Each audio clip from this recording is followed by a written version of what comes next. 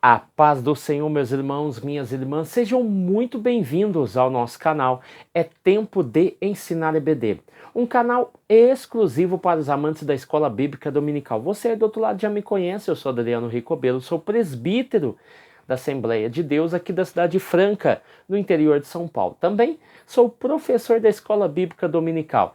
Ministro aulas também no CAPET, que é o Centro de Aperfeiçoamento Pedagógico da Escola Dominical. E hoje nós iremos estudar a lição de número 6. Ela tem como título O Filho é Igual com o Pai. Vai ser um tema maravilhoso. E antes de nós iniciarmos o nosso vídeo, gostaria de pedir para vocês 3 coisas importantes. Primeiro, aquele like do céu que tem nos abençoado muito. Segundo, comente nos nossos vídeos, isso é muito importante. Quer deixar um coração, quer deixar um like, quero deixar uma palavra de bênção e de vitória para você. E em terceiro momento, gostaria de pedir para vocês que compartilhem esse vídeo.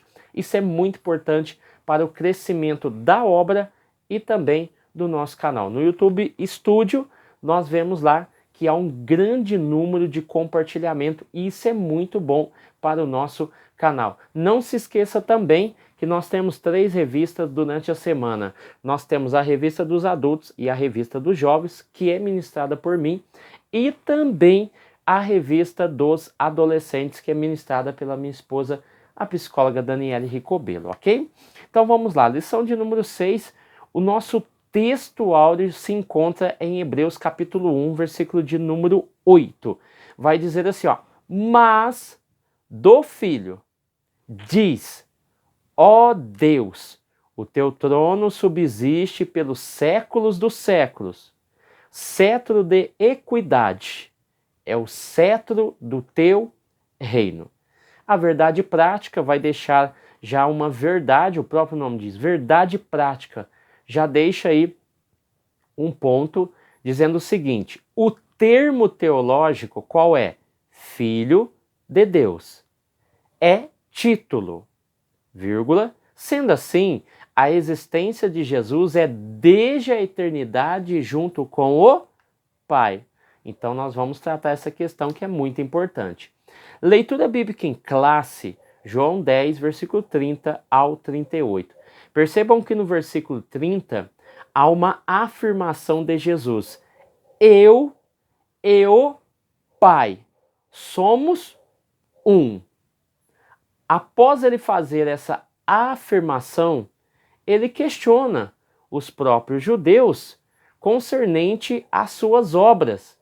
E ele diz assim no versículo 32 e 33, entre esse embate, olha, eu faço obras boas, mas vocês tentam me apedrejar por causa dessas obras. Aí os judeus vão questionar Jesus e vai dizer, não, nós não estamos querendo apedrejar você por causa das boas obras que você está fazendo, mas pela blasfêmia, porque você, sendo homem, te fazes Deus a ti. É por isso que no versículo 34, 35 e 36, ele vai dizer o seguinte, respondeu-lhe Jesus, não está escrito na vossa lei, eu disse, sois deuses? Pois se a lei chamou deuses aqueles a quem a palavra de Deus foi dirigida e a escritura não pode ser anulada, aquele a quem o Pai santificou e enviou ao mundo, vós dizeis, blasfemas? Porque disse, sou filho de Deus? Tanto é que no versículo 37 e 38 ele vai dizer, ó, se não faço as obras de meu Pai, vocês não vão acreditar em mim. Mas se eu faço, vocês não creem em mim e nem nas obras que eu faço. Então, crede então naquilo que eu faço, porque se vocês acreditarem naquilo que eu faço, acreditareis que o Pai está em mim e eu nele. E é interessante que no versículo 34, ele vai citar Salmo 82, versículo 1. Ele vai usar a própria escritura a favor dele, porque ele vai dizer assim, ó, respondeu-lhe Jesus, não está escrito na vossa lei, eu disse, sois deuses? A referência a Salmo 82, versículo 1, É interessante, porque o texto lá vai dizer, ó, Deus está na congregação dos poderosos. Em algumas traduções vai trazer. Outras vai dizer, no meio dos juízes. Ele julga no meio dos deuses. Quem é que julga no meio dos deuses? O próprio Deus. E esses deuses, que no caso aqui o termo é Elohim, e é usado para descrever os juízes terrenos que representam Deus. Ou seja, os próprios judeus não tinham problema quando os juízes se declaravam deuses perante o povo e perante Deus, porque eles entendiam que eles eram representantes de Deus. Mas quando Jesus falava que ele e o Pai eram um e que ele era o Filho de Deus, eles prontamente tentavam armar uma cilada para pegar Jesus e o matar. Tanto é que no versículo 6 do capítulo 82 ainda, o texto vai dizer, eu disse, vós sois deuses, e vós outros sois todos filhos do Altíssimo. Então, uma referência bem interessante, e Jesus questiona eles dentro desse contexto da própria Escritura. Vamos lá, dentro da nossa introdução, 3 partes fundamentais aqui são interessantes. Essa porção bíblica do Evangelho de João é uma das mais contundentes em mostrar que o Filho é igual ao Pai.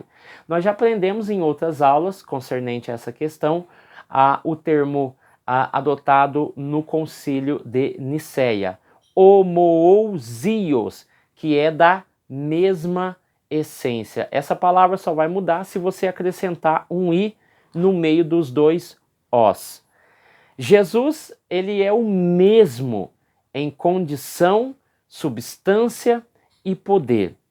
Jesus é verdadeiramente homem e verdadeiramente Deus. Você pode trocar por plenamente, plenamente homem e plenamente Deus. Nós não podemos tratar Jesus como sendo duas pessoas. Nós não podemos tratar Jesus como 50% Deus, 50% homem, ou que ele é metade Deus e metade homem. Como é que eu defino Jesus? Jesus é um ser humano, por isso que fala do seu nascimento virginal, com duas naturezas, a natureza humana e a natureza divina, ok? Então, vamos lá.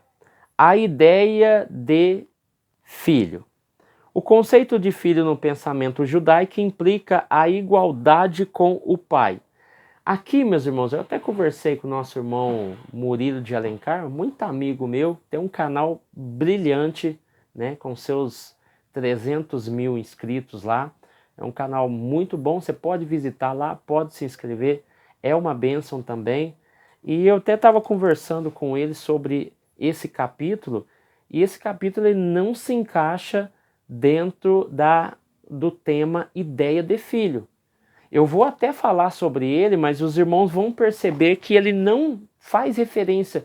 Ele foi um texto que foi colocado aqui, não sei se por engano, por um erro ortográfico, numérico. Fato é que ele não se encaixa naquilo que o autor quer falar. Tanto é que depois ele começa a falar sobre paralelismo, né? Estudado muito na teologia, nos Salmos. Nós estudamos isso nos Salmos.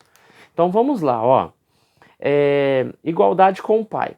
Uma das ideias de filho na Bíblia é a identidade de natureza, tá? Então, vamos lá.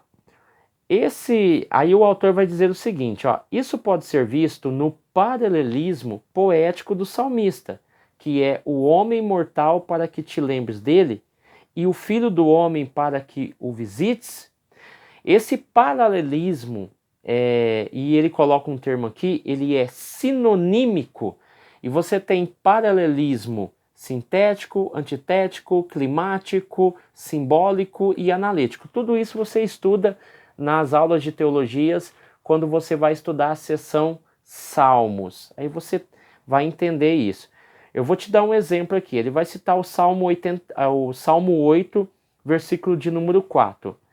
que é um simples ser humano para que pense nele, que é um ser mortal para que te preocupes com ele, você percebe que ele faz um paralelismo sinonímico. Para você entender melhor, se você pegar Salmo 59, versículo 1, perceba o paralelismo aqui, ó. Livra-me, Deus meu, dos meus inimigos. É a ênfase. Aí ele vai falar novamente, só que de outra forma. Põe-me acima do alcance dos meus adversários. Adversário e inimigo são as mesmas coisas. Os objetivos aqui também é a mesma coisa, então ele trata a questão do livramento e a questão do acima, me põe acima. Então você vê aí um paralelismo. E aí ele vai citar, né, Salmo versículo 8, capítulo 8, versículo 4. Então a ideia de homem mortal é repetida em filho do homem. Outro exemplo encontramos nas palavras de Jesus. Assim vós mesmos testificais que sois filhos dos que mataram os profetas. Percebam que o texto, eu vou até ler aqui, o texto ele faz um paralelismo. Jesus faz esse paralelismo ao comparar a ideia de ser filho à comparação de que eles são cúmplices daqueles que mataram os profetas, sem acusá-los diretamente. Percebam que ele citou Mateus capítulo 23, do 29 ao 36, e aqui é interessante que eu fiz um estudo aqui. Existem 3 estágios na vida de toda organização religiosa. Primeiro, é caracterizada por ser um movimento vibrante, vigoroso, ativo e agressivo. Segundo, torna-se instituição com mais arreios do que cavalos. Terceiro, a vitalidade desaparece e ela se torna um museu, onde os ossos dos antigos líderes são colocados em exposição. O judaísmo da época de Jesus alcançou esse terceiro estágio. Jesus disse que eles estavam terminando as perseguições, que se encontra lá no versículo 32 desse capítulo 23. No versículo 31, estavam admitindo que eram filhos, descendentes, porque eles disseram assim, olha, se nós vivêssemos lá atrás, nós não faríamos o que eles fizeram, perseguiram e mataram os nossos profetas. Aí Jesus quer fazer um paralelismo e diz, olha, do mesmo jeito que eles mataram os profetas, vocês estão continuando e vocês estão arquitetando a morte de mais um profeta e também do Filho de Deus. O versículo 33 soam de forma estranha, né, nos lábios de Jesus, quando ele chama eles de cobras venenosas, de ninhadas de cobra, e diz assim, ó, como vocês esperam escapar da condenação do inferno? Então, o versículo 35 deste capítulo sugere uma participação nacional das gerações precedentes na morte de Abel a Zacarias, porque é citado. A geração precedente havia cometido o supremo pecado de rejeitar a Jesus Cristo, então a culpa recairia sobre a nação, que diz que não faria nada, mas estavam já há muito tempo perseguindo os profetas e no tempo atual de Jesus fazendo a mesma coisa. Tanto é que no versículo 36, com precisão, Jesus diz que, dentro do versículo 36, com precisão se concretiza, sim, a destruição de Jerusalém, que iria acontecer no ano 70, aonde as muralhas, o templo é destruído. Tá? Então, é interessante quando nós olhamos esse paralelismo, né? Então, a ideia de filho, A ideia de filho traz essa ideia da igualdade com o pai. E como ele estava afirmando, de certa forma, que ele era o filho de Deus, os judeus prontamente o perseguiam. Mas, quando se falou dos profetas passados, eles disseram, não, se nós vivêssemos aquele tempo, nós não perseguiríamos. Então, o que estava acontecendo ali? Eles, de forma agressiva, negaram a divindade de Jesus, a filiação de Jesus ao Pai, como o enviado de Deus, e queriam novamente matar um profeta. Fato é que Jesus, em outras palavras, é como ele dissesse, continue, faça o que vocês já estão fazendo há muito tempo, que vai culminar justamente com a minha morte, tá? Então, é interessante, porque esse artifício de paralelismo é um artifício que demonstra o ato de combinar ou ecoar de um pensamento para outro, do pensamento de Jesus para o pensamento daqueles que estão ouvindo, tá?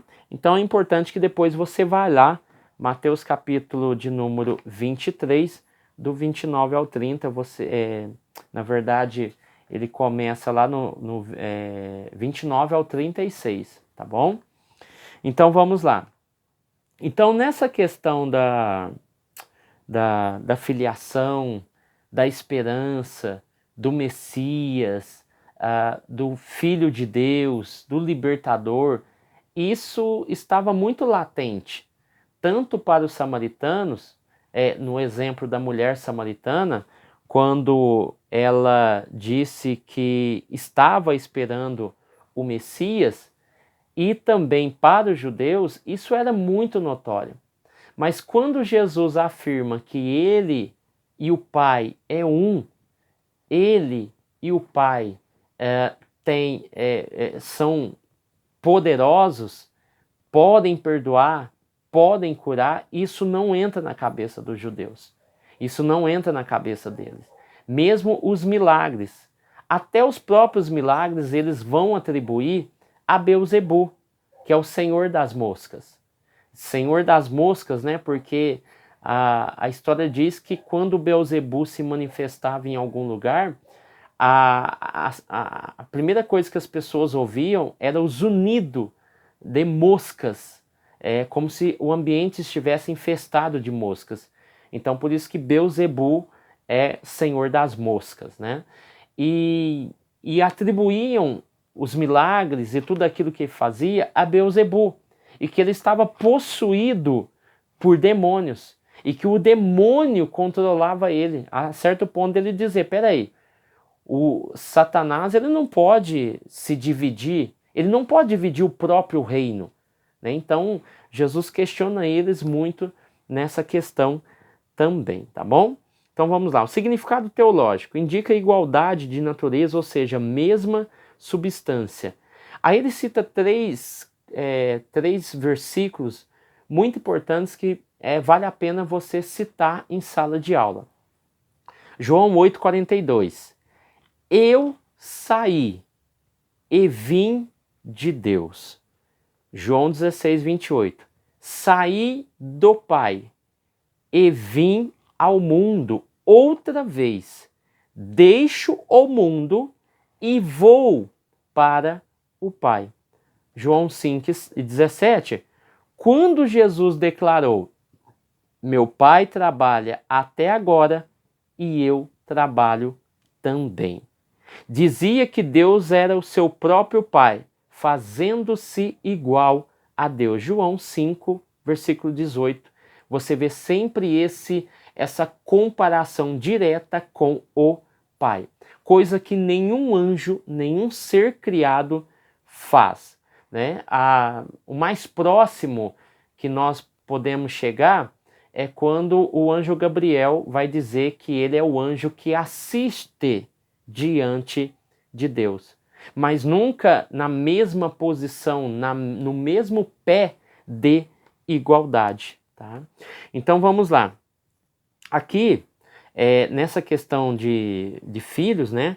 O Antigo Testamento, quando nós temos afirmações como filhos de, filhos dos cantores, filhos dos profetas, a partir daí nós podemos entender claramente o que os judeus entenderam sobre a sua declaração. Quando Jesus se declarava filho de Deus, por que isso incomoda, sendo que já era um termo muito usado, os filhos dos profetas, filhos de Abraão, filho dos cantores? Por que incomodava tanto? Ele era o filho de Deus.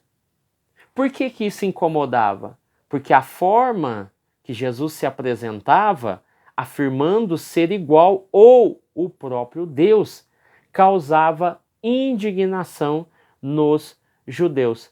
Tanto é que essa afirmação simples incomodava tanto os judeus que, se você olhar João 5,18, o texto vai dizer que os judeus procuraram matá-lo após a sua afirmação, ser filho de Deus.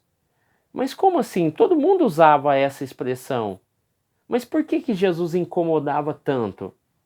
João 5,23 e João 10, versículo 30 ao 33, você vai ver essas afirmações. E como nesses casos, nesses versículos que eu citei, eles procuravam matar Jesus de alguma forma. Então, termos como o unigênito aparece, o filho unigênito. Nós estudamos em outra aula o filho unigênito, né, que é o monogenes, é o único do seu tipo.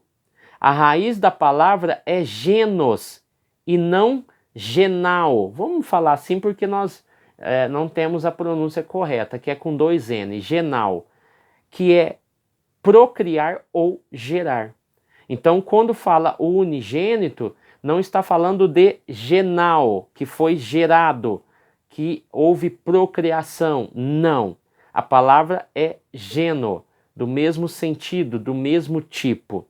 Outra palavra que nós já estudamos também é primogênito, que nós estudamos como protótokos, que no caso seria primeiro, chefe, sentido de importância, prioridade, primazia ou preeminência. Então esses termos nós estudamos em aulas passadas, ok? Então vamos lá. Aqui o Filho é Deus. Filho de Deus é uma expressão bíblica para se referir à relação única do Filho unigênito com o Pai. A expressão Filho de Deus revela a divindade de Cristo. Outro ponto que ele coloca, que é importante você ler em sala de aula, mas do Filho diz: ó Deus, o teu trono subsiste pelos séculos dos séculos, século de equidade. Aqui está em Hebreus capítulo 1, versículo 8, tá? Que ele faz referência, na verdade, a Salmo 45, versículos 6 e 7, aonde diz: o teu trono, ó Deus, subsiste por toda a eternidade, e o cetro do teu reino é o bastão da justiça. Percebam que em Hebreus, quando vai falar sobre Jesus, ele cita Salmos. Então, o escritor aos Hebreus entende que Salmos 45, versículos 6 e 7, faz referência à figura, ao personagem, à pessoa, à divindade de Jesus, tá bom?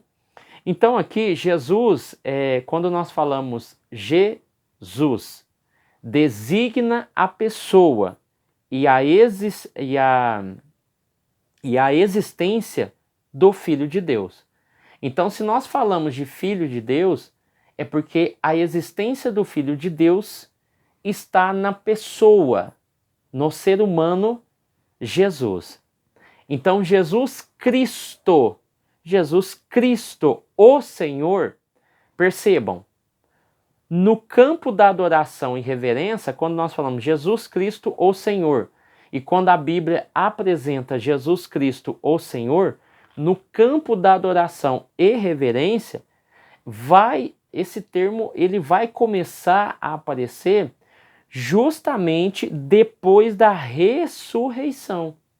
Depois da ressurreição de Jesus é que vai aparecer esse termo, Jesus Cristo, o Senhor. E nós vamos entender. Lucas 24, versículo 3, é o texto aonde começa a aparecer. Até então, era Jesus o Cristo, o enviado. Depois da ressurreição de Jesus, o termo o Senhor ou Senhor aparece como, não como um adjetivo, mas como a sua essência, o Senhor. E aqui nós já aprendemos que Senhor, no contexto bíblico, quando esse termo vai aparecer, ele já foi usado na Septuaginta, que é o Velho Testamento escrito e traduzido em grego. E Kyrios, com Y, Kyrios, faz referência ao quê? A um ser superior, a um senhor de escravos, ou seja, percebam como impacta a ideia de senhor. Quando nós olhamos na LXX, que é a Septuaginta, que é a versão grega do Velho Testamento, escrito pelos 70, traduzidos pelos 70, o que acontece? Quando aparecia o tetagrama, que são as consoantes Y, H, W, H, quando apareciam essas consoantes, que é o tetagrama, eles substituíram por Kyrios. Tanto é, irmãos, que no Antigo Testamento grego, o nome de Deus foi traduzido por 6.500 vezes. Todas as vezes que aparecia termos como o tetagrama, o Elohim e outros termos, foi traduzido e foi colocado a palavra Kyrios por 6.500 vezes. Então você percebe que quando você pega o termo e associa e coloca junto ao termo Jesus Cristo, o Kyrios, o Senhor, você percebe que após a ressurreição, você tem uma identificação maior de que Jesus, ele é Deus. Ele é da mesma essência, ele é da mesma substância e ele tem o mesmo poder do Pai. Mas lembrando historicamente que a igreja do primeiro século não tinha dificuldades para compreender a ideia da Trindade. Eles não tinham, na verdade não existia o termo Trindade, mas eles não tinham a preocupação de situar se um era maior do que o outro. Não, pelo contrário. Eles entendiam muito bem e claramente a divindade de Jesus. Isso só vai começar a acontecer a partir do final do primeiro século para início do segundo. Vai chegar no terceiro século, como nós já estudamos, e vai até o quinto século. No terceiro século nós temos os grandes concílios, concílios de Nicéia, o concílio de Nicéia, os concílios de Constantinopla, que vão dar ênfase à natureza e à essência de Jesus. Fato é que quando nós olhamos essa questão, Lucas capítulo 2, versículo 11, o anjo anuncia o nascimento do Salvador. Quem é o Salvador? Cristo, Jesus ou Jesus Cristo. Mateus 22, versículo 44. Jesus se identificou com o Senhor soberano do Antigo Testamento quando perguntou aos fariseus sobre o Salmo 110, versículo 1. o Deus Pai disse ao Deus Filho? Peraí, como é que é essa questão? O Senhor Davi? Então ele vai perguntar lá em Mateus 22, versículo 44. 1 Coríntios capítulo 8, versículo 6. Todavia para nós há um só Deus, o Pai, de quem é tudo e para quem nós vivemos, e um só Senhor Jesus, pelo qual são todas as coisas e nós por ele. A igreja não tinha nenhuma dificuldade em entender a divindade de Jesus. Tanto é que eu queria que você marcasse aí os formatos que nós encontramos na Bíblia. Primeiro, é o formato litúrgico. O formato litúrgico é caracterizado pela bênção. Qual é? 2 Coríntios capítulo 13, versículo 13, que vai dizer: a graça do nosso Senhor Jesus Cristo e o amor de Deus e a comunhão do Espírito Santo sejam com todos vós. Esse é o formato litúrgico, característica bênção. Formato litúrgico, característica profissão cristã ou a profissão de fé. Efésios capítulo 4, versículo 4 ao 6. Eu resumi aqui. Há somente um corpo e um espírito. Há um só Senhor, uma só fé, um só batismo, um só Deus e Pai.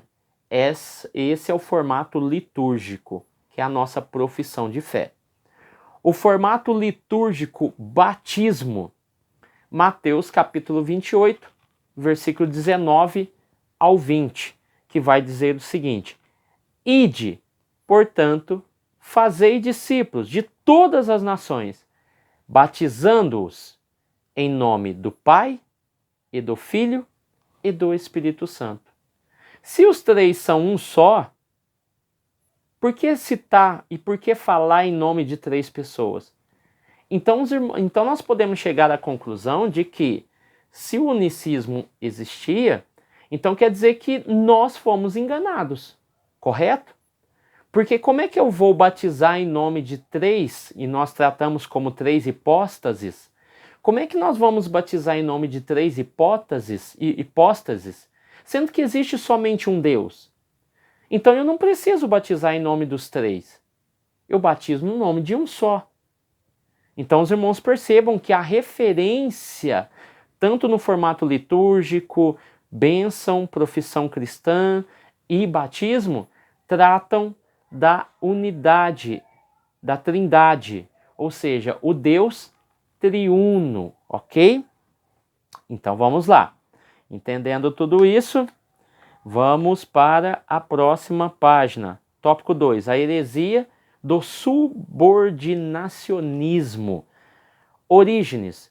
O subordinacionismo é a doutrina que declara ser o filho subordinado ao pai ou um Deus secundário ou menos divino que o pai.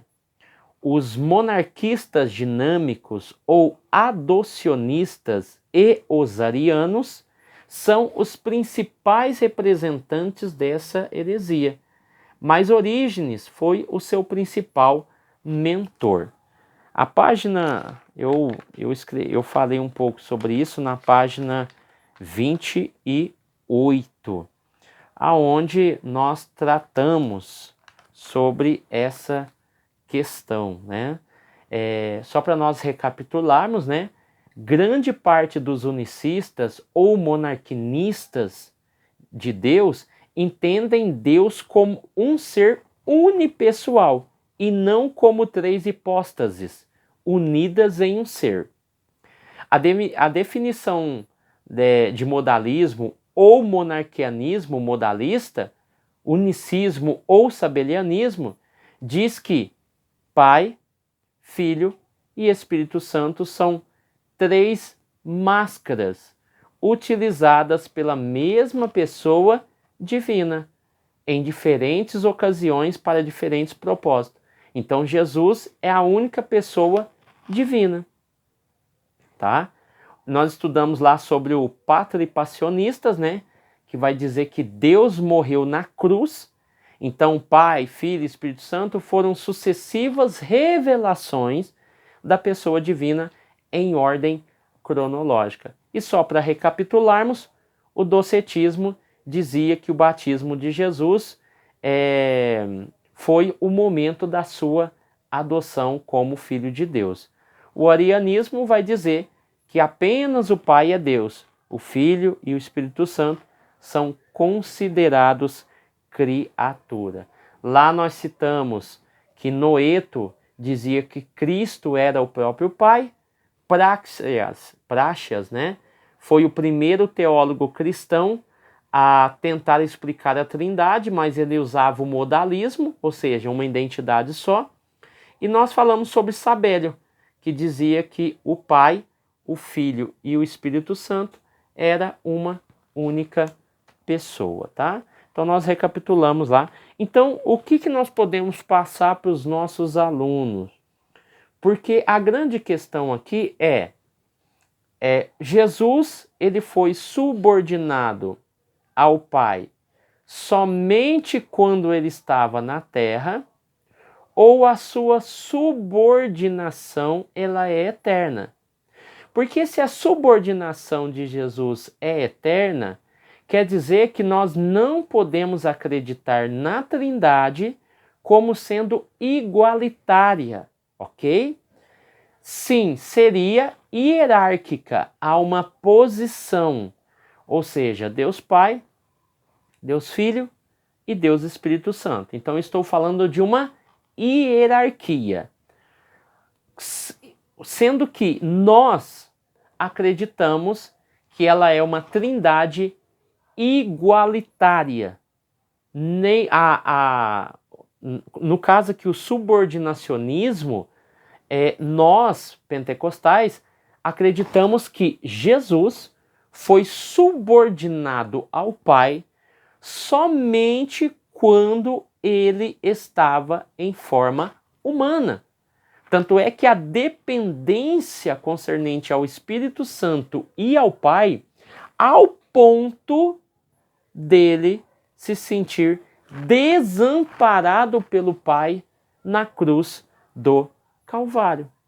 Então, esse tipo de subordinacionismo, tá, se caracterizava no quê?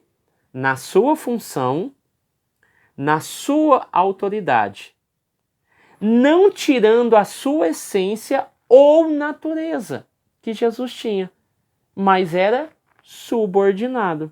Então, na visão trinitária que nós abordamos, a clássica ensina que qualquer subordinação de Jesus, o Filho, ao Pai, que fala da filiação, né, apenas foi temporária durante a encarnação de Cristo. Então é isso que você tem que passar para não complicar e para que os seus alunos entendam essa questão aqui, que parece ser muito complicada, mas quando você resume ali, você entende que é fácil de ser compreendida, tá? Então o fato é que muitos teólogos ensinavam assim, na era medieval, na era dos primeiros séculos da igreja, que o filho era subordinado ao pai. Tanto é que Justino, Irineu, Clemente de Alexandria e tantos outros tinham essa ideia de que o filho era subordinado ao pai. Por isso que o Concílio de Nicéia, os debates teológicos foram importantes, os de Constantinopla, para que se definisse também essa subordinação. É por isso que muitas das vezes, é por isso que nós não podemos aí desprezar totalmente a figura da Igreja Católica, ou seus atos, os seus feitos, embora há uma grande divergência, né, entre nós e eles, e por isso que houve não só o grande cisma em 1024, entre a Igreja Católica do Ocidente e a Igreja Católica do Oriente, mas também o de 1500, quando houve essa ruptura também, e o nascimento do protestantismo. É por isso que muitos, principalmente aqueles que estudam judaísmo, viram judeus, né? E eles vão te questionar, não, mas a sua teologia é católica, a sua liturgia é católica. Por quê? Porque nós herdamos muito da teologia que nós temos hoje dos católicos, isso é fato. Houve aprimoramento, sim. Um pouco de Lutero, tá? Um pouco de Calvino, concernente à administração eclesiástica, a questão do curso dos obreiros. Quando nós pegamos John Wesley, nós temos muito daquilo que John Wesley pensava, embora ele não escreveu teologia, mas nós temos muito de John Wesley. Jacob Armínio, nós também temos muita coisa que nós aderimos dele. Outra coisa, do movimento pentecostal, que foi a origem do nosso movimento, por isso fala movimento pentecostal, era apenas um movimento, e esse movimento se institucionalizou, se tornando uma igreja. Então, assim, hoje nós fazemos parte dessas mudanças, e nós temos uma teologia própria. Se você pegar esse livro aqui, Teologia Sistemática Pentecostal da CPAD, você vê claramente que ele define a nossa teologia como sendo uma teologia pentecostal. Tem gente que fala que não existe teologia pentecostal. Existe. A nossa teologia é uma teologia pentecostal, ok? Vamos lá. Então, o Concílio de Nicéia, havia os que apoiavam Ário, usando os que apoiavam Alexandre, nós falamos isso lá na outra aula, ok? Houve um tempo em que o filho não existia, era uma placa, um tipo panfletos, né, outdoors, placas em mãos dizendo, olha, houve um tempo em que o filho não existia. Passaram pela porta da igreja do bispo Alexandre, também passaram de frente à casa dele, foi um protesto muito grande, e isso tudo foi decidido lá no Concílio de Nicéia. E segundo os seus críticos, parece que a trindade defendida por ele era subordinacionista. O Filho subordinado ao Pai e o Espírito Santo subordinado ao Filho. Percebam como Ário entendia. E Ário, meus irmãos, nós já estudamos que ele era um exegeta, ele era um conhecedor, ele era presbítero. Após as insinuações, após as acusações de Alexandre, que era bispo de Alexandria no Egito, e como não houve retorno, ele pede um sínodo. E através desse sínodo depois surge o Concílio de Nicéia. E assim nós vamos ver na história a heresia de Ário sendo combatível, tanto é que no Concílio de Nicéia, Ário não pode participar, porque ele foi expulso de Alexandria e foi destituído do seu cargo. Então, os seus adeptos, porque depois que ele foi destituído, o que ele faz? Ele começa a escrever, tanto é que ele tem um credo, nós lemos na outra aula, ele tem um credo aonde ele começa a espalhar para todos aqueles bispos, padres, que não foram no sínodo, para que ele tente convencê-los de que Jesus era subordinado ao Pai e que o Espírito Santo era subordinado ao Filho. E toda a sua crença também do Filho criado, né? Tanto é que vai surgir do arianismo as testemunhas de Jeová, que Jesus foi criado, tá bom? Vamos lá. No período pré-niceno, o subordinacionismo foi nos séculos 2 e 3, uma tentativa ainda que equivocada de preservar o monoteísmo. Mas como eles tentam preservar o monoteísmo, eles acabam por negar a divindade absoluta de Jesus, Cristo como Filho de Deus. inferior ao Pai. Eles afirmavam que o próprio Filho declarava a sua inferioridade. Eles vão usar textos como João 5,19, que diz: o Filho nada pode fazer de si mesmo se não vir o Pai fazer. 1 Coríntios 11,3, Deus é a cabeça de Cristo. João 14,28, o Pai é maior do que eu. Filipenses 25,8, 2, versículos 5 a 8, Jesus se esvaziou e tomou a forma de servo. Tá bom? Então vamos lá. Subtópico 3, métodos usados pelos subordinacionistas, né? Já estudamos até agora o ensino bíblico sobre Jesus como o verdadeiro homem e ao mesmo tempo o verdadeiro Deus. No entanto, os subordinacionistas pinçam as escrituras aqui e ali, utilizando de passagens do Novo Testamento. Tá? Aí eu citei alguns. Tópico 3, como o subordinacionismo se apresenta hoje. Aqui ele vai citar duas religiões. Primeiro, o islamismo e depois o movimento das testemunhas de Jeová. Eu quero frisar aqui a questão do Alcorão, né, que nós já lemos lá na Sura 4.157. Nós estudamos lá na página 37, onde eu falei sobre isso, e mostrando que eles não acreditam que Jesus foi crucificado, aliás, ele foi crucificado, mas não ressuscitou. Vamos voltar lá, senão eu acabo falando coisa errada.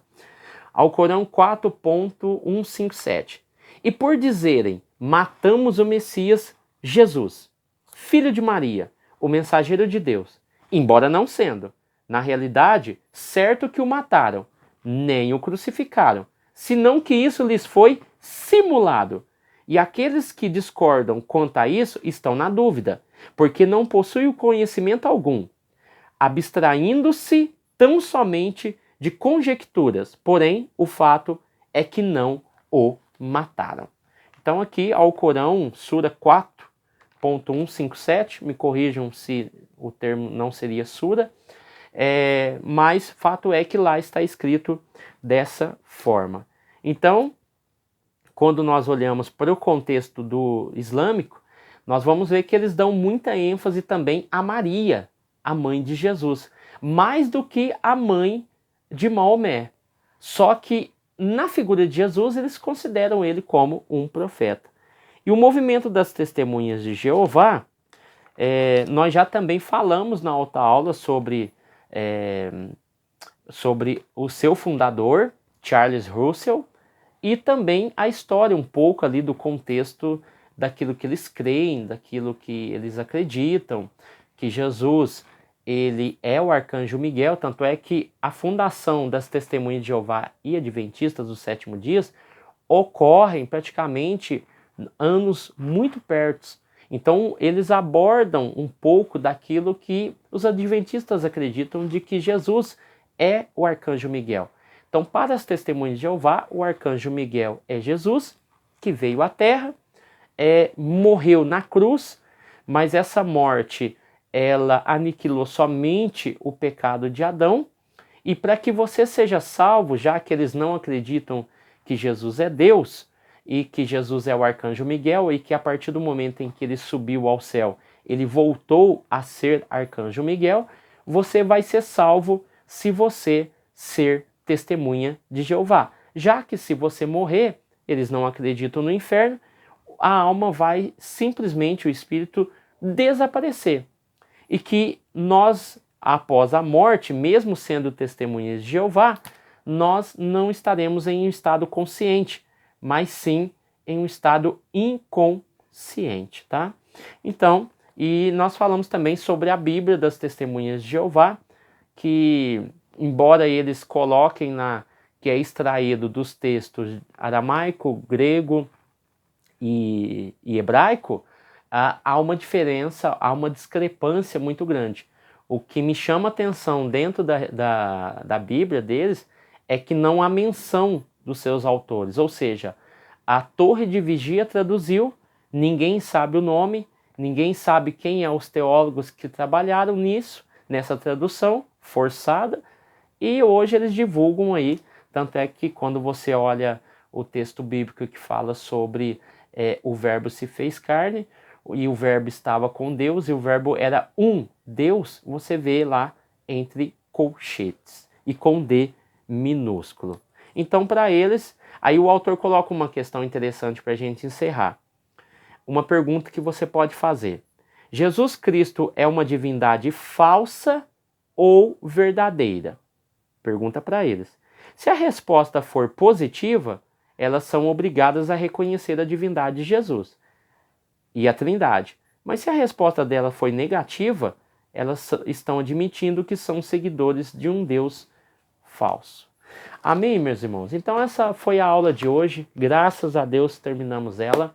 É uma bênção, é uma alegria, é uma maravilha compartilhar um pouco da palavra de Deus com vocês. Espero que vocês tenham uma boa aula. Que Deus abençoe sua casa, sua família.